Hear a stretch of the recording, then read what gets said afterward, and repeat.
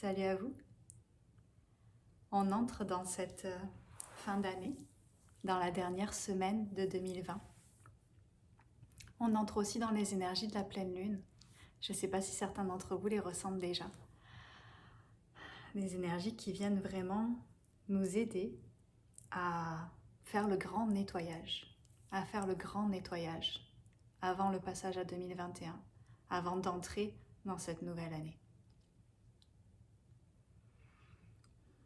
Ça se peut que dans la semaine qui arrive, dans les jours qui arrivent, certains d'entre vous aient des rêves, des synchronicités, des situations qui viennent remettre le doigt sur des choses que vous aviez cru résolues, sur des situations que vous avez vécues en 2020, que ce soit avec les mêmes personnes ou avec le même environnement, ou que ce soit quelqu'un de nouveau ou une situation nouvelle qui vous fasse retravailler exactement la même chose que vous pensiez avoir guéri. C'est vraiment une opportunité pour nous d'aller regarder encore plus en profondeur. Vous savez que la guérison, c'est en spirale, c'est pas linéaire. Donc c'est pas je suis là, puis hop, c'est bon, j'ai guéri.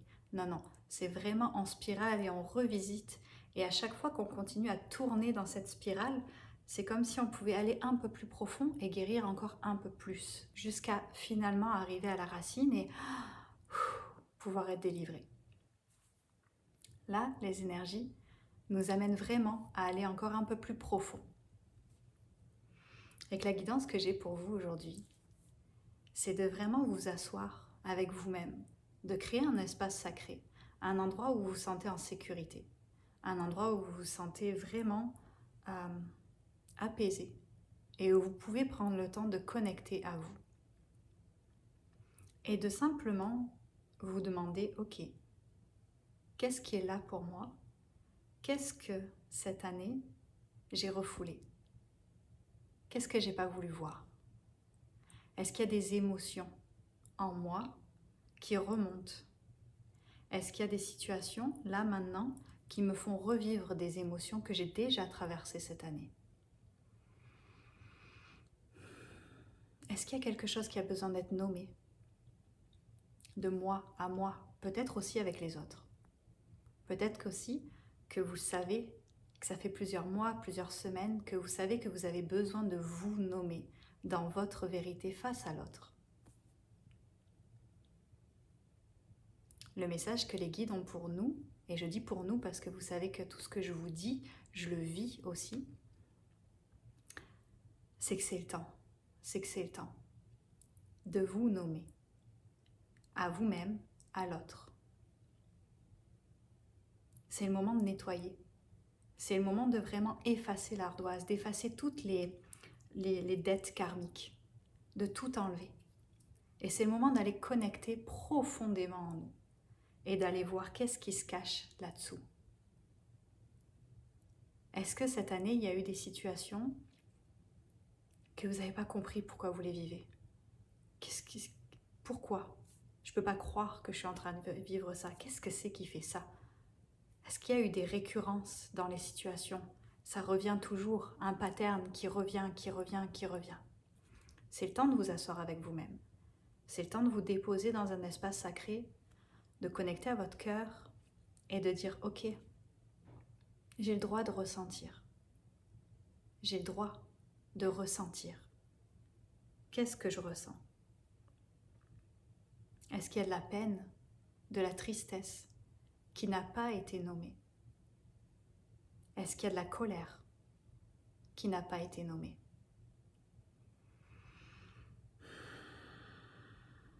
Est-ce qu'il y a de la culpabilité? Est-ce qu'il y a quelque chose au fond de vous que vous savez que vous vous mentez à vous-même, que vous vous cachez, que vous ne voulez pas aller voir? Dans votre famille, avec vos amis, avec vous-même, au travail. Est-ce qu'il y a quelque chose à l'intérieur de vous que vous savez que vous vous mentez? Autorisez-vous à vous le dire. À haute voix, parlez-vous à vous-même. Les émotions là, elles ressortent parce qu'elles ont besoin d'être entendues, d'être vues, d'être reconnues. Elles ont besoin qu'on les écoute et qu'on les accueille avec bienveillance. Alors n'ayez pas peur de les laisser sortir, d'ouvrir votre cœur à vous. Ouvrez votre cœur à vous-même. Laissez-vous être vu par vous-même, déjà. C'est déjà un très grand pas. D'accepter ce qu'il y a à l'intérieur de vous. Et oui, peut-être que vous êtes en train de juger ce qu'il y a à l'intérieur de vous. Peut-être que vous trouvez que c'est moche, que c'est pas beau. Arc, j'aime pas ça. J'aime pas ressentir de la colère, j'aime pas ressentir de la frustration, j'aime pas ressentir de la culpabilité, j'aime pas être en tabarnak. C'est ok. Vous pouvez, si vous avez peur d'aller parasiter l'autre, vous pouvez vous entourer d'une bulle de lumière, d'une grande bulle de lumière. Demandez vraiment à vos guides de vous garder dans un espace sacré, un espace en sécurité où vous allez pouvoir laisser votre ego, votre enfant intérieur, nommer ce qui a besoin d'être nommé, où vous allez pouvoir laisser ces émotions sortir sans que ça interfère avec le reste, sans que ça aille parasiter l'autre, sans que ça aille créer des attaques énergétiques chez l'autre. Et nommez-vous. Vous pouvez devenir deux personnes. Vous pouvez être votre ego, l'humain, celui qui souffre, qui ressent la dualité vraiment, vraiment. Et vous pouvez être aussi celui qui prend soin de vous. Alors nommez, laissez cette partie-là exister, laissez-la s'exprimer. Et quand elle est prête et qu'elle a fini et qu'elle se sent entendue, qu'elle a pu verbaliser tout ce qu'elle avait à dire, venez avec votre autre partie vous envelopper et prendre soin de vous. La plupart du temps, les émotions que nous, humains, qualifions de négatives, sont négatives parce que elles explosent, parce qu'elles ne sont pas prises en compte avec le cœur, parce qu'elles ne sont pas, déjà parce qu'on n'a pas appris à les voir s'exprimer d'une manière saine. On a peut-être eu des parents, la famille, à l'école, où les émotions étaient mal gérées, parce que c'était des personnes qui ne savaient pas gérer leurs émotions. Et donc on n'a pas appris à gérer nos émotions correctement parce qu'on n'a pas eu de modèle et d'exemple. Et aussi, souvent nos émotions vont être négatives parce que on les garde en nous. On les garde, et à un moment, ça explose. Complètement. Puis ça devient n'importe quoi. Parce qu'elles ont besoin d'être entendues. Mais comme on ne s'autorise pas à les nommer, au bout d'un moment, elles sortent et elles explosent et elles deviennent monstrueuses et elles détruisent tout sur leur passage. En s'autorisant à les laisser passer et à les ressentir, à les laisser remonter à la surface, en les accueillant avec amour et bienveillance, alors elles ne sont pas si grosses. Alors elles arrêtent de détruire. On n'a plus à avoir peur que nos émotions nous détruisent. Quand on a le cœur ouvert, quand on est capable d'être présent avec nous-mêmes, de vraiment être présent dans l'amour, dans le cœur, avec nous, ces émotions-là ne nous détruisent plus. Même si c'est de la peine, même si c'est des choses vraiment difficiles pour l'humain. On les accueille, on les ressent, on les laisse s'exprimer et on les transcende.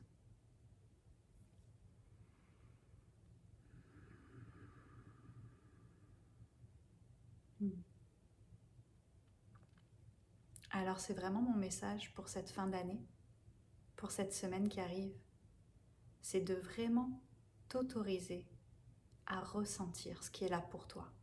Ressens. Sans jugement. Laisse-toi t'exprimer. Avec le cœur. Avec le cœur. Et s'il y a besoin que tu nommes à l'autre des choses, s'il y a besoin que tu ailles faire des pas et nettoyer du karma relationnel avec d'autres personnes avant la fin de l'année, si tu ressens cette guidance, vas-y, avec ton cœur. Alors, en tout cas pour moi, ce qui marche le mieux, c'est de régler les choses avec moi-même d'abord. Qu'est-ce que ça me fait vivre? Qu'est-ce qui est là pour moi? Comment je me sens? Ok, il y a ça. Pourquoi? Et de vraiment prendre le temps, moi, de m'accueillir. Parfois, après, il y a aussi besoin que je le nomme à l'autre. Parce qu'il y a besoin que je reprenne mon pouvoir. Parce qu'il y a besoin que j'aille m'excuser, que j'aille faire un pas. Ça peut. Mais si tu as déjà fait le chemin tout seul avec toi-même, quand tu arrives devant l'autre, tu es dans ton cœur. Puis tu es capable de venir vers cette personne-là avec amour. Et non avec toutes les blessures qui sont restées là et qui vont exploser sur l'autre.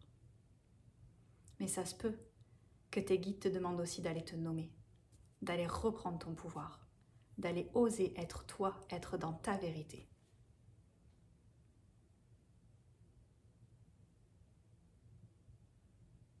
Il faut du courage pour être soi-même, pour vraiment s'autoriser à être.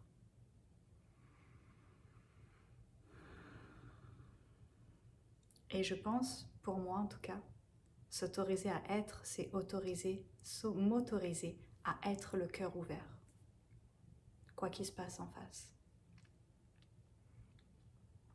Hier, j'ai eu une image qui m'est remontée en tête. C'était, je ne sais pas si vous l'avez vu, je pense que c'était dans les manifestations qu'il y a eu en juin aux États-Unis. L'image d'une femme complètement nue, assise au sol, avec les jambes écartées, face à la police, et avec les manifestants derrière. Puis que cette image-là, ça les a tellement déroutés, les forces de l'ordre, qu'ils sont partis parce qu'ils savaient juste pas quoi faire face à cette femme complètement en ouverture et nue devant eux. Puisque mes guides me disaient hier, c'est ça le vrai courage. C'est ça le vrai courage. D'être dans ton authenticité, d'être ouvert au monde, quel que soit ce qu'il y a en face. Quel que soit ce qu'il y a en face. D'oser être complètement.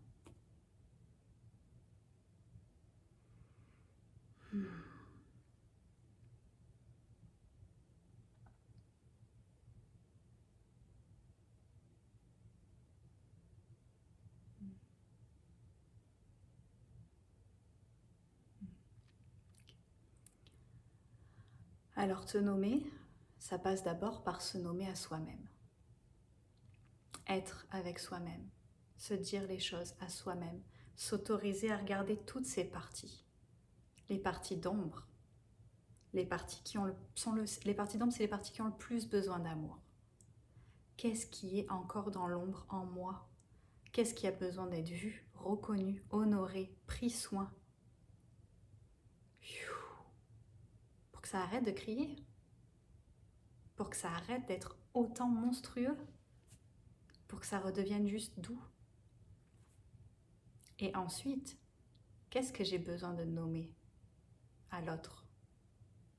Et est-ce que maintenant que moi, je m'accueille et que je m'accepte, est-ce que je suis assez forte et courageuse pour aller face à l'autre et lui dire ma vérité? Et l'accueillir dans ce que lui ou elle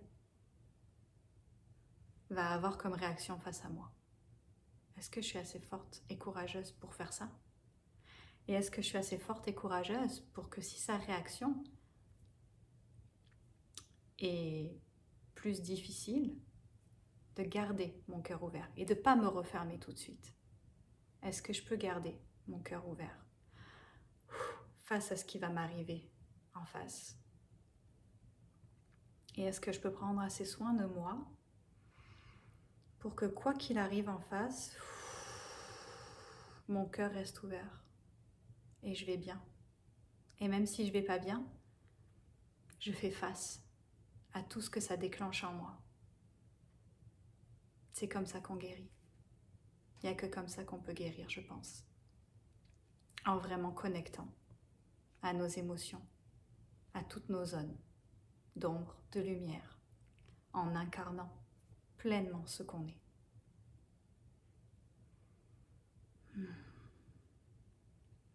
Je vous souhaite une magnifique fin d'année. Je vous souhaite de vivre tout ce que vous avez besoin de vivre avant ce passage à 2021.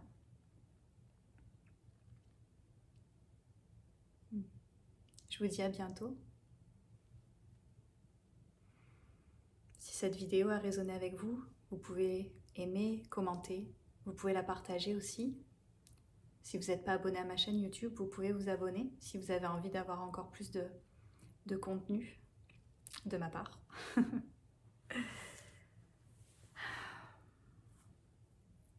Je vous souhaite un beau chemin, une belle guérison du cœur, une belle incarnation de qui vous êtes vraiment. À bientôt.